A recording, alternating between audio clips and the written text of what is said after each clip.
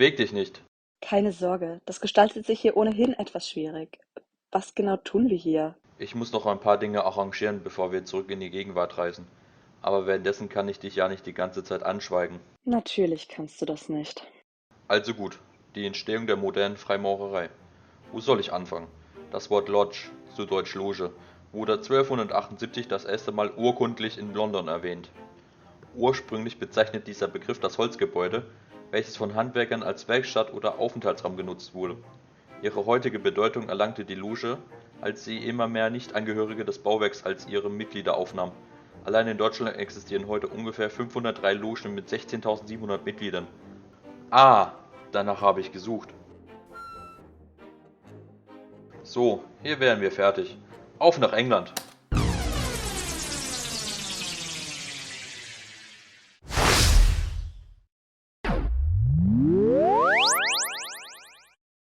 Perfekt, das Wasser wurde schon hingesetzt. Was hast du vor? Wirst du noch sehen. Also in England gab es die Freimaurerei schon im 14. Jahrhundert. Gegen Ende des 17. Jahrhunderts kam es jedoch zu einem vorübergehenden Niedergang. Dieser hielt bis 1716 an und am 24. Juni 1717 schlossen sich schließlich die 4 Logen zur Gans und zum Bratrost, zum Römer und zur Taube, zur Krone und zum Apfelbaum zu der Premier Grand Lodge zusammen.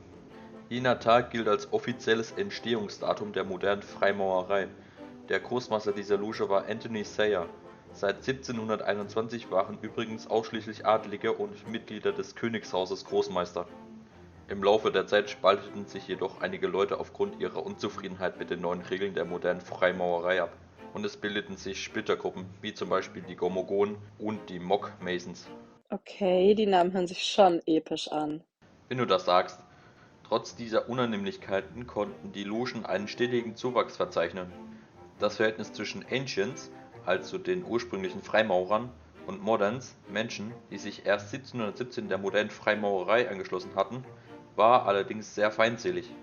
Als jedoch ein neuer Gesetzesentwurf den Weiterbestand der Freimaurerei bedrohte, kamen die Großmeister der Ancients und Moderns zusammen und erreichten eine Ausnahmeverfügung. Mit der Unterzeichnung des Articles of Union between the two Grand Lodges of Freemasons in England am 25. November 1813 wurde ein einheitlicher Ritus festgelegt. Am 27. Dezember 1813 wurde schließlich die United Grand Lodge of England gegründet, die bis heute besteht.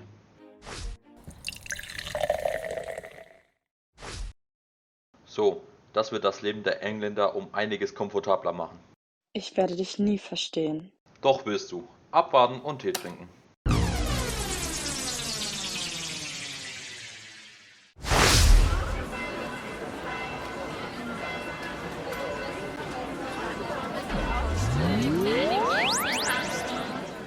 Die älteste noch bis heute bestehende Loge in Schottland ist die Mary's Chapel. Ihr erstes Protokoll stammt aus dem Jahr 1599. Es deutet jedoch darauf hin, dass die Loge noch älter ist. Die ersten Vorbereitungen für die Gründung einer Großloge trafen die Mary's Chapel, die Canongate Kilwinning, die Kilwinning Scott Arms und die Leith Kilwinning im Herbst 1735. Sie legten eine Verfassung sowie einen Großmeister fest, so dass es am 30. September zum Gründungsakt kommen konnte. Im Zuge dessen wurde William Clare als letzter seiner Familie zum Großmeister gewählt. Ich möchte dich ja wirklich ungern in deinen Ausführungen unterbrechen, aber könnten wir bitte diesen muffigen Stand verlassen? Er hindert mich ein wenig am Atmen. Gutes Stichwort. Der Jakobitenaufstand von 1745 hinderte den Aufstieg der Loge stark, sodass im September kein Zusammentreffen ihrer Mitglieder stattfinden konnte. Blöd gelaufen. Durchaus. Außerdem blöd gelaufen ist der kleine Zwischenfall mit der Mary's Chapel und der Kilwinning Lodge. Klär mich auf. Die Kilwinning Lodge war der Meinung, dass sie älter als die Mary's Chapel sei. Im Gegensatz zu Mary's Chapel konnte sie das allerdings nicht nachweisen.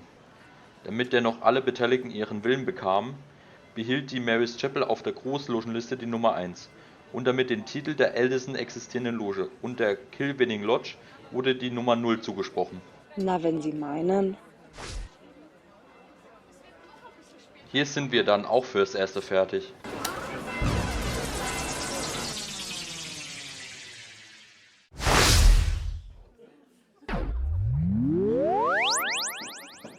Kommen wir nun also endlich nach Deutschland zurück.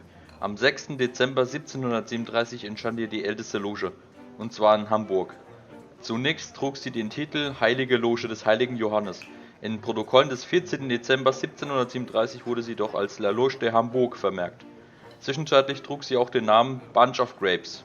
Okay, wir hatten also das Heiligtum, irgendwas Französisches und einen Haufen Trauben. Können die sich nicht entscheiden? Offenkundig nicht. Die erste und noch heute existierende Großloge wurde 1740 in Berlin gegründet und trägt den Namen Zu den drei Weltkugeln. Schon Ende des 19. Jahrhunderts gab es erste Überlegungen, alle Großlogen Deutschlands zusammenzuschließen. Der Nationalsozialismus verhinderte dies jedoch, da alle 10 unabhängigen Großlogen zerschlagen wurden. Erst nach Ende des Zweiten Weltkrieges konnten sich nach und nach wieder einige Logen bilden. Und mal wieder hat der Krieg alles vermasselt. Das gilt übrigens nicht nur für diesen Krieg, sondern auch für den Ersten Weltkrieg, welcher eine der größten Herausforderungen für die Freimaurerei darstellte, und das nicht nur in Deutschland. Trotz alledem wurde am 19. Juni 1949 die Vereinigte Großloge der Freimaurer von Deutschland gegründet, heutzutage unter dem Titel Großloge der alten und angenommenen Maurer von Deutschland bekannt. Und nun kommen wir zum Höhepunkt. So schnell? Die Gründung der Vereinigten Großloge von Deutschland fand am 27. April 1958 statt. Die Loge Zu den drei Weltkugeln, die American Canadian Grand Lodge und die Grand Lodge of British Freemasons in Germany traten diesem Zusammenschluss 1970 bei. Heute steht die Vereinigte Großloge von Deutschland in einem wechselseitigen Anerkennungsverhältnis mit 175 Großlogen in aller Welt. Schönes Ende. Aber wollen wir nicht etwas bestellen? Ich wollte schon immer mal Essen aus dem Mittelalter probieren. Das wage ich zu bezweifeln. Wir sollten ohnehin langsam zurück in die Gegenwart reisen. Wenn mein Plan aufgegangen ist, wartet dort eine viel bessere Überraschung auf dich.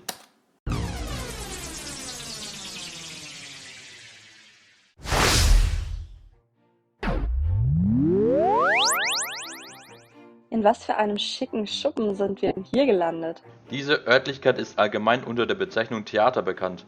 Vorausgesetzt, es ist alles gut gegangen. Sollte ich jetzt ein paar Karten für die heutige Abendvorstellung in meiner Anzugtasche finden? Warte, dafür hast du wie ein Trottel in der Vergangenheit willkürlich Gegenstände verteilt? Du hast die Zukunft manipuliert, sodass du jetzt die Karten in deinem Anzug hast.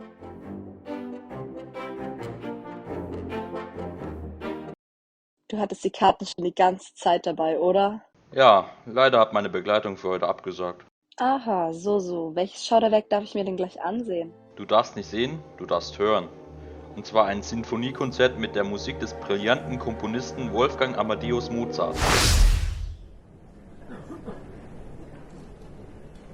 Wolfgang Amadeus Mozart war übrigens auch Freimaurer.